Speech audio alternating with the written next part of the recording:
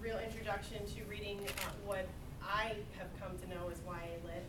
Obviously, as a teenager, I read a lot of really popular books with teens, but gosh, it's really evolved in the last 20 years.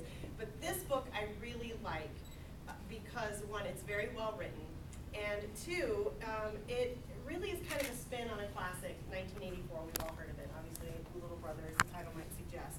It is about a boy named Winston who is from San Diego, California, and he's really a computer genius. It's set a little bit in the future. It's kind of a dystopian novel, obviously. But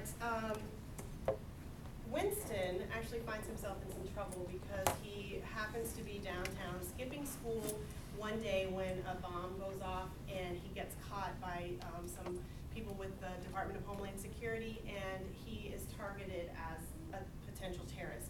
He and his friends are kept away from their families for days until they're finally released. And when they are released, they realize that the world that they lived in before is a very, very different place. And it's just, again, a very, very good read.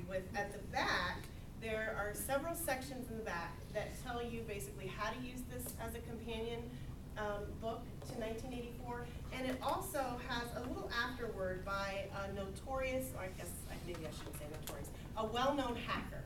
And one of the reasons that Mr. Doctorow chose to put this afterword in here is because he wants to help people understand how important technology can be, how it's oftentimes used against us, that we think that hackers, and sometimes obviously if any of you have PlayStation right now, I know in my household it's really disrupting a lot, that the PlayStation network is down and they do terrible things. But at the same time, he speaks out to say, these are some reasons why we need to embrace technology and not use it to instill fear, but to use us to help cope in this really complex world that we live in. So this is a book that I think you all would really enjoy, grown-ups and young people alike.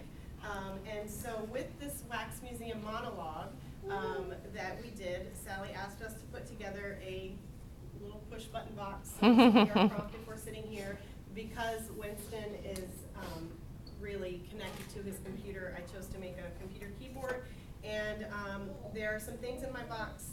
The Patriot Act, for example.